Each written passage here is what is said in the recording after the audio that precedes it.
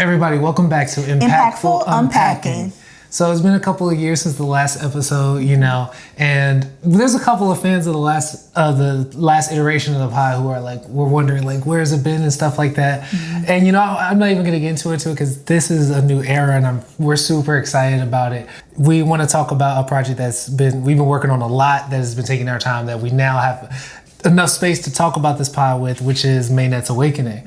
And so that's a project that we've been working on. It's like probably our biggest short film that we've done. It has like the biggest cast. I think it's like 9-10 different actors. It had a 5-figure budget and stuff, and it's to promote a larger book that we're commissioned to promote with the use of this short film. So we want to kick it off on a business tip, like just talking about what we've learned as business people, because that's one of the things we've been doing over the last 2 years.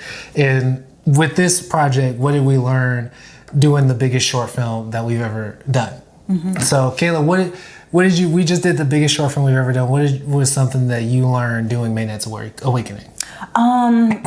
I learned, this is a simple note, but you really have to take a huge project like that and cut it into size and tidbits day by day. I think when you do a project, you're so deeply overwhelmed with location, with cast, with crew, with costumes, with everything. You look at the big picture, you look at the vision board, and you get it. But as a producer, you realize, like, how can I make this something that, number one, is not overwhelming, number two, that's something that can be efficient and smooth, and that way we still get things done, but we don't feel like the mountain that it is. That was huge for me. So that was just something that I learned how to be more concise and effective in a way that I think that just kept my gears going. One thing that I really thought was really cool was rehearsals. I'm not a big rehearsal person, but this short film, we got a lot of rehearsals in, and I think that built family aspect, which is a huge part of this short film, was family. So those rehearsals made everybody feel so much more comfortable. So when we got to shoot day, I think that it was just a joyous feel. It was just a great vibe. And I just think that the people you surround yourself with, you know what? I would also say the cast and the crew matters so much. Like, we were so blessed on this crew to have like both great crew members, but also the cast were so welcoming, so eager to help out, so eager to learn. And also they brought so much to it. They were just ready to go. And I think that was something that I really realized is who you surround yourself when it comes to something that takes like 6 months for us to really get together and wrap up, was something that I'm like, even if you understand now, we've worked on sets where the same crew kind of follows them around. They just tag them along. That matters. And that's something that I think going forward, we should always just keep in mind. Yeah. I think that actually leads me to, I think we learned a lot of the same lessons. And one of the things I learned it from a director's perspective is like, there's a saying in directing where they say, I think 60% of directing is casting. And after working on this project, I realized, like, honestly, I feel like you can bump that number up to 80, depending on what type of director you are, maybe even 90%. Because it's not just casting the literal actors, it's casting the crew, it's casting the equipment you work with, it's casting the locations. Like, everything is figuring out what is out there in your net, what you can actually do with your network and your budget, and then making the choices within that. Because there's, we live in Atlanta, so we're blessed to have a bunch of studios and places we could have gone to film, but we chose the one we went to because me and the crew had worked with it before. And then I chose the crew because I like David Vilick, who's my go-to gaffer. He brings his own crew. So it's like, I know I can trust him to cast his people. And so everything is a decision of, okay, we're not literally creating anything in film. This isn't painting. So we're not coming up with something out of the blue other than maybe the script, which in this case, we were given the script based on the mandate of the project. So it's like, really, all you have, especially as a director, is your ability to say yes or no to things, I've realized. So like, other than me, because I like to be the cinematographer at the same time, which I'm going to change eventually. But if it wasn't for me being literally on the camera, the only job you have is to say yes or no to that performance, yes or no to this crew member, yes or no to that color. Like, and that's what I realized the true job of directing is yes or no. And then probably the true job of any leadership role in a film, because as a producer, you're kind of saying the same thing where you're deciding different things and what fits. Yeah, I think, and also you have to be one thing that's really amazing about putting a story from, even though this is just a sliver of the story, I think you always have to be aware of the middle, the beginning, the middle, and the end. So as a producer, you think about the locations, you also think about the cast. And then for me, something that was new on this project was costumes, and costumes was huge to me, but I wanted it to cater to each individual person. In that story, what would they wear? Also the color schemes, like does all the colors in that, we had a scene with the van, and when I wanted you to visually look at the van and all the family members in the van, does the color fit the tone, the setting, the time period? So I think being so aware of details, even like to your point of the cast, each person had to fit as in the family. Yeah, there's an array of colors, an array of personalities, but I think all of that was attention to the details. Like if the parents had a child, what are the variety of children, what they could look like? And that helps with casting because you can have variety of people fit that role. So little things like that, like being really aware of like the full story and what all matters, I think is important. Yeah. So I think that we'll keep y'all updated with the project as it goes. Right now we're editing it. Mm-hmm. And so we actually want to promote it as much as possible because the project is to promote the book, which is based off of the short film is called Maintenance Awakening and the book is called Hardy, which is come soon to be published by Ulysses Brown, mm-hmm. who executive produced the project and wrote the book. So all that being said, we'll keep y'all informed on that, and as we learn things, we'll talk about it. So yeah. Yeah, I was also, since we went a little bit professional, what is something that personal? You know what? No, let's stick in the realm of media. Is there any like film or movie or anything that recently that you have seen that has sparked inspiration, thought, array of emotions, Yeah, I'll talk about the thing that we just completed, and I think as a culture, Americans just completed, is Euphoria. And as everyone's giving their hot take right now, mm-hmm. so, ours might get lost in the sea, but it never really does. It's the one thing I found is like, when you put your opinion out there, the right people find it. Yeah. And so I think that Euphoria is such an interesting show looking back on it, now that it's done. Yeah. There was an interview with, I saw a clip from an interview with Sam Levinson where he was saying that he was hinting that it might be not done, he might continue it just won't be about addiction, and mm-hmm. I was like, no. Let's just... We're done. Let's just, some things should be done. It reminds me of, this is a quick diatribe, but we'll get back. It reminds me of when Margot Robbie said that the world had enough Harley Quinn for a moment. Oh, yeah. You told me that Margot Robbie said the world had enough Harley Quinn for a moment, so she was going to pursue other things. And I respected her so much for that, because I thought about it and I was like, Harley Quinn is one of my favorite characters in DC, but I also feel like because of the way she gets portrayed, maybe it's like, it can get a little fetishy at a certain point. A little like we're glamorizing crazy in a way that we maybe shouldn't. If we don't ever dive deep into her character. And I could see her saying like, that's not what this realm that DC is building is gonna do. Mm-hmm. So let's just like cut it for now. Mm-hmm. That is what I feel like we should do with Euphoria. Mm. Like the culture has had enough Euphoria. I think it's good. It's like Kendrick's song Euphoria. Like it's over, it's a wrap. Yeah. It was fresh at first, and now it's gotten, I think, come to its natural conclusion. But that being said, that sounds very negative. But it's not that I'm being negative. I had a negative response. I think it was a fun roller coaster, but it was a roller coaster. It had ups and downs. Definitely a roller coaster. And I think what makes it so frustrating for the people who watched it all the way through is I think Euphoria wanted to be 4 different shows at once. And within it, each of those 4 shows could have been great if it had just been that. Yeah. Like somewhere in it, there's like a Degrassi Skins, like kind of like gritty coming of age TV show, like an HBO version of Degrassi, which will be interesting. Then there is also, every season there's a crime drama element that's almost like HBO The Wire, and so like with Mouse in the first season and all the stuff with the DEA to this season and everything with Fez in the second season, like there's always been that crime drama element, crime thriller. True. And that's good when you watch it on its own. And then there's also this element of just it being about Rue and her spiral of addiction and like how it eventually ends tragically, and that it could have been his own show just about Rue.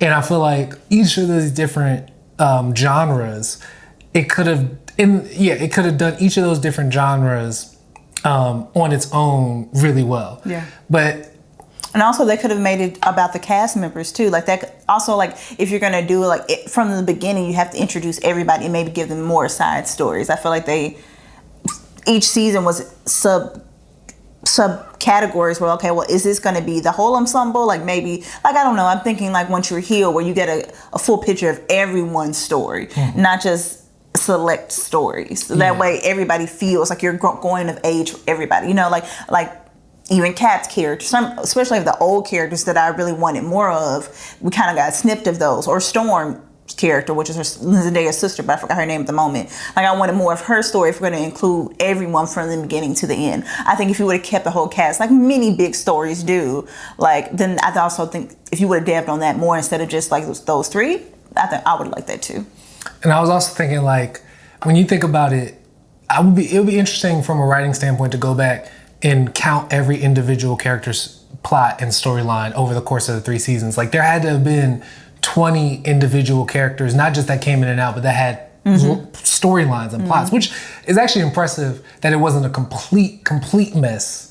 When you really think about one person was writing, 20 something different between all of the main characters, and like this season you had Alamo and you had all Lori's family and stuff, and they all had arcs that those are new characters that you're introducing in the final season, which I'm always kind of anti-introducing new characters in the final season of a TV show.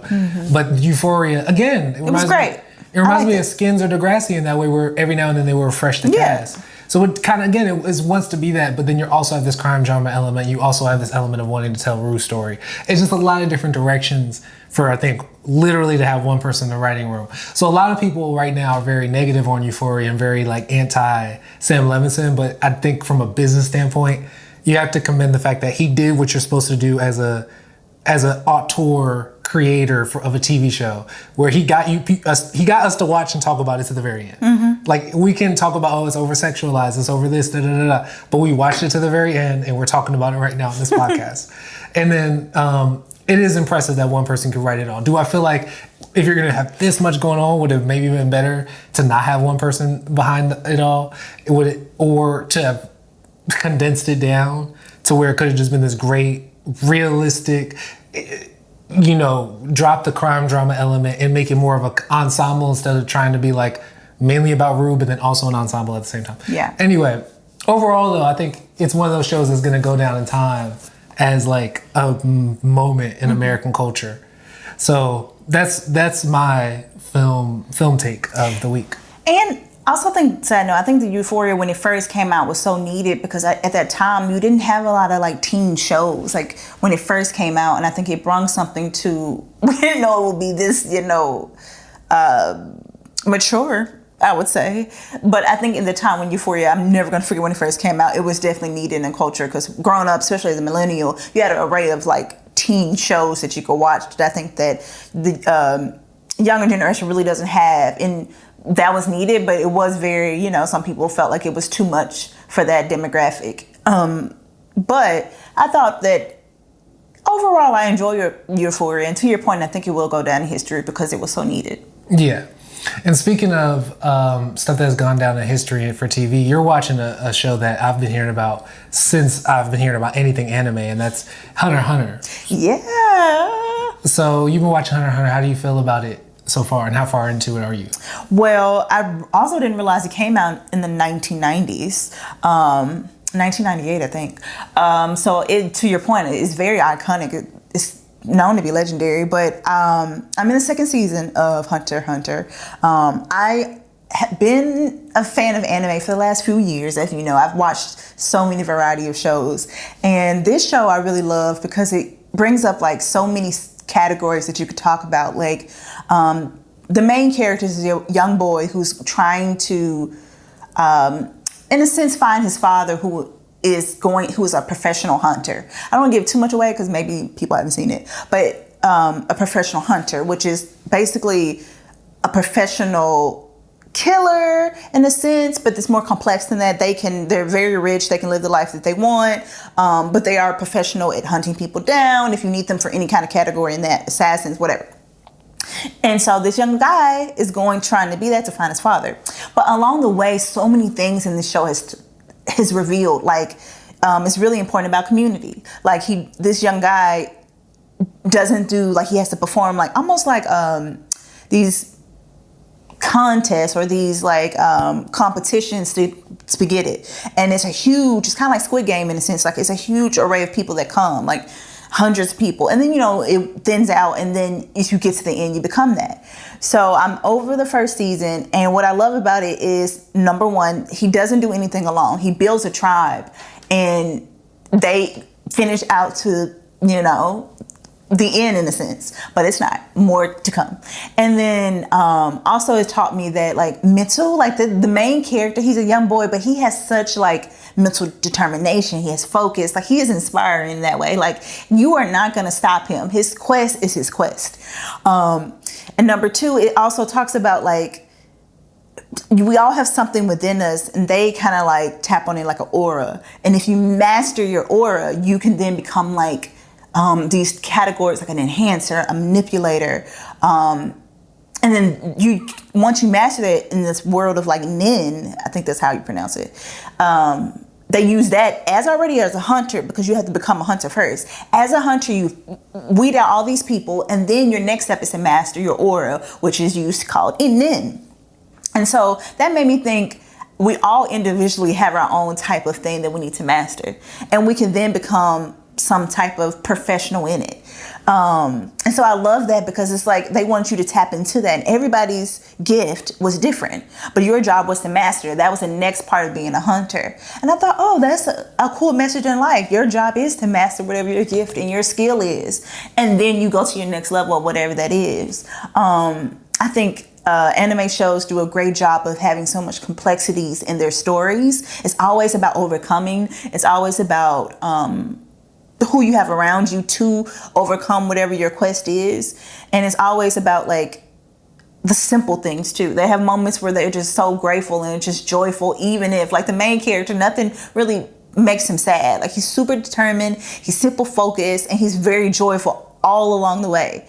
And it's like, yeah, like I want to be like him when I grow up. And he's, and also in anime, it's a lot of younger focus. Like, most characters seem to be like teenagers, so a lot of storylines behind that, which I think is very important, going back to a show like Euphoria, because the younger you are, and you have that type of transformation, I think it's very important for all ages. Like, anybody can watch Euphoria and learn something. Whether it is about addiction in your family, anybody can watch this anime, HunterxHunter, and realize the things that you can change about yourself or be more determined to do, regardless of your age. And so, yeah, I think it's a great show. I got like maybe 2 more seasons. I just started season 2, and there's 1 more season. And it's great because each season has like 20 plus episodes, and they're 30 minutes. I love a good 30-minute show. Mm-hmm. We don't need to be here an hour and a half. Just cut it at 30 minutes. Then you can watch like 2 and not feel bad.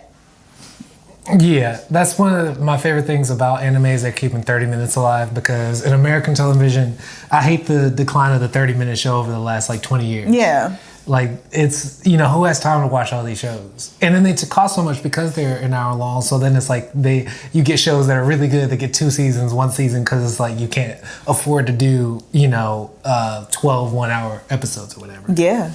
So what is something that you lately have unpacked that caused you like to deep dive into that subject matter or thought process?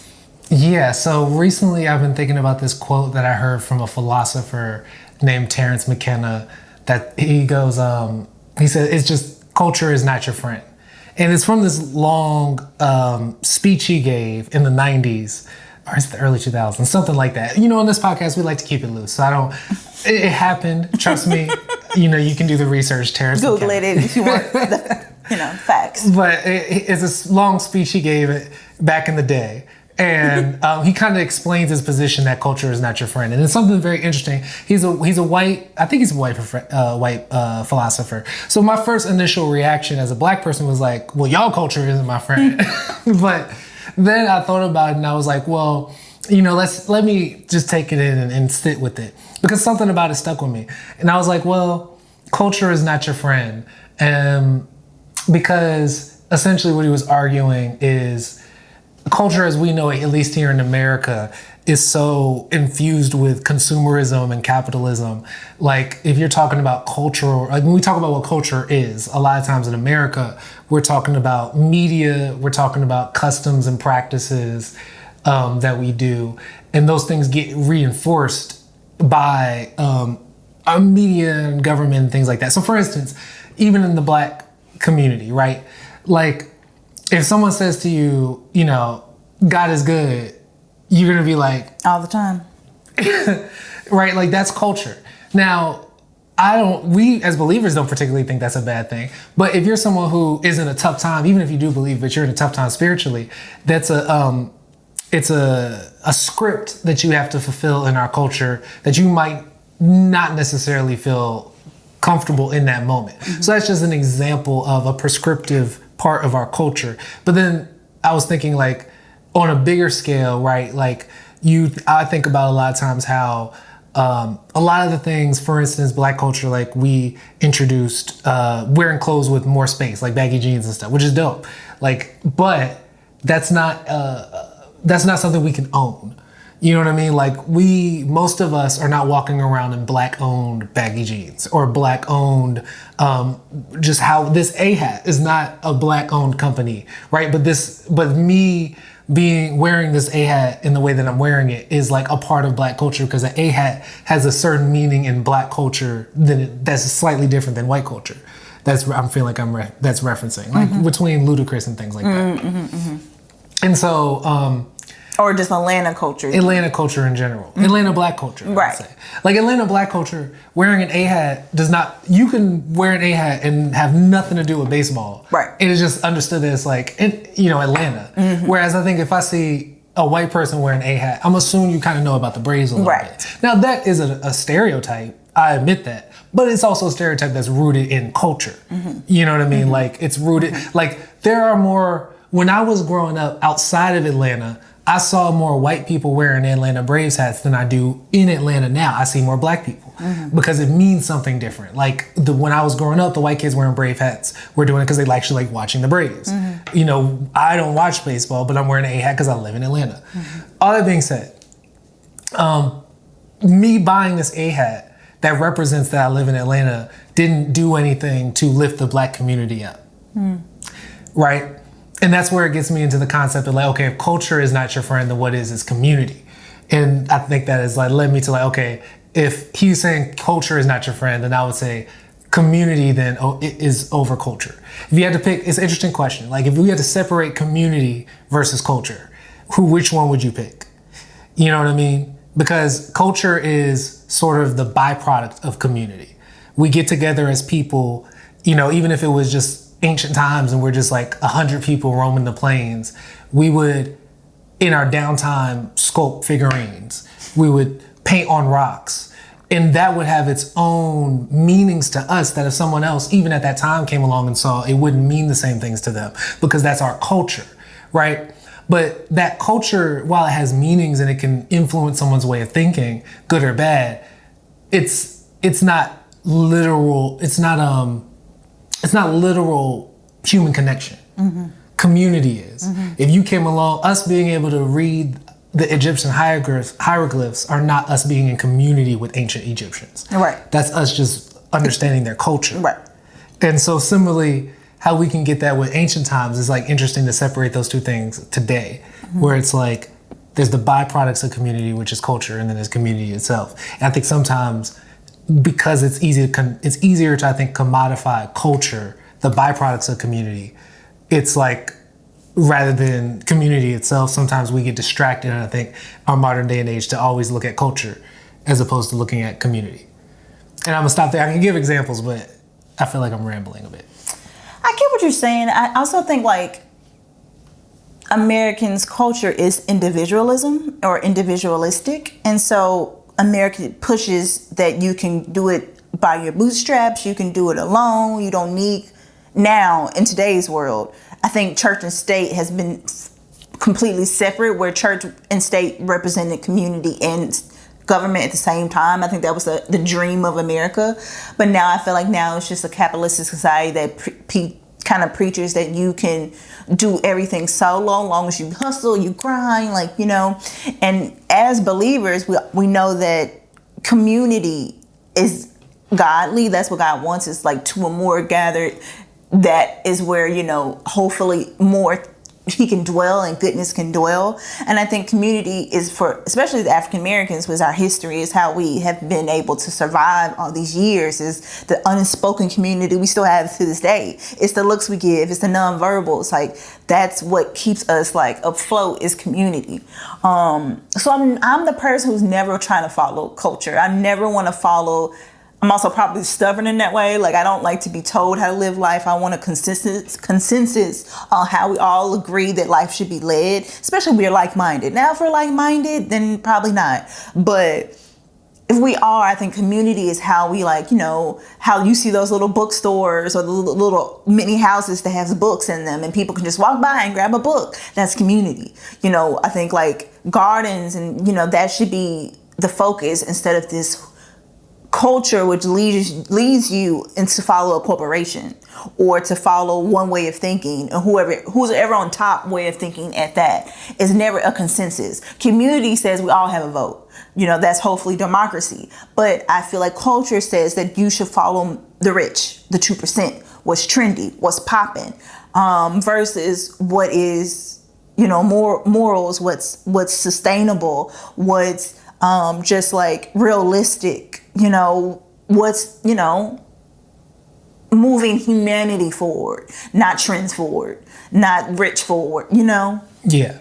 Yeah, and I think that in our culture, in a consumerist culture, you're taught to put culture over community. Right. In ways you don't even think about. Right. So it's like you get rich and you need to buy new clothes. Well, okay, cool. Everyone's going to buy new clothes when they make more money. But you have options that you don't even realize. Mm-hmm. Immediately people go, well, I'm going to get the Gucci. I'm going to get this. And even if you aren't getting flashy brands, you're going to, you know, you get the Ralph Lauren, you get the this, you get some designer brand that no one's ever heard of because you're different. Mm-hmm. But when you think about the fact that still, it's not an old school thing. There's still seamstresses and tailors and boutiques out there in the community right now. Yeah. And even if you want to flex monetarily, getting a boutique suit done from just a random person on the corner who's a great tailor, custom made, is going to be way more expensive than a Gucci suit that they're just tailoring for you. Yeah. So it's like, and I'm not dissing anybody who goes out and gets the Gucci suit. I'm just saying, like, these are the things that in the consumerist culture, I'm realizing that's the difference between culture and community. Yeah. Like, we, you know, it's like you will go and get the designer thing, and then there's a certain, it's like the Jeep head nod or things like, there's the Birkin bag Birkin bag culture and Birkin bag community, because certain designer brands, like, in order to buy a nice Rolex, you have to be on a wait list and they have to approve you. This is all stuff to keep you from just literally going to the person who's a jeweler in your community.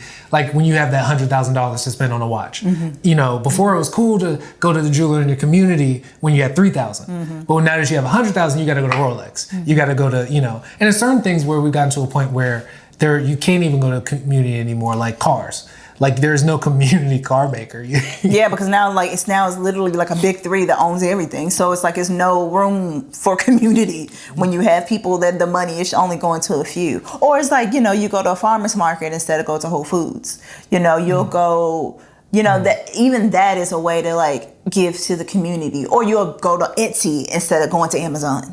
You know, it's certain ways that I think, and just small ways, nothing's wrong with that. No, we're not, you know, shunning that way or blaming or whatever, shaming. We're just saying that as a collective, that's recycling. If, you know, that's how do we save the earth? That's versus how you just get rich now, you know? Yeah.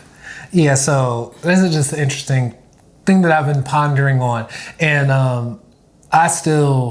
And I'm thinking like, okay, can that influence me going forward? Because every idea we're bringing here is like something that we're thinking about, not like, you need to do this. Right. Because you might come up with a great idea for why culture is actually super powerful and is more important than community, or is equal to. And we will be interested to hear in the comments, like what you say, like, oh, actually culture is more important or equal to community. It's not an either or over. And that's not necessarily what I'm saying, but I do think that we kind of get lost in culture as opposed to community in America, if we are comparing the two. Right. Yeah, I think it's just something that we're unpacking, right? Everything on this podcast is meant to just like open up the bookcase or open up the book to see the chapters. It's not saying that our way is the right way, anything crazy like that. We're just saying, like, let's talk about it. What do you think?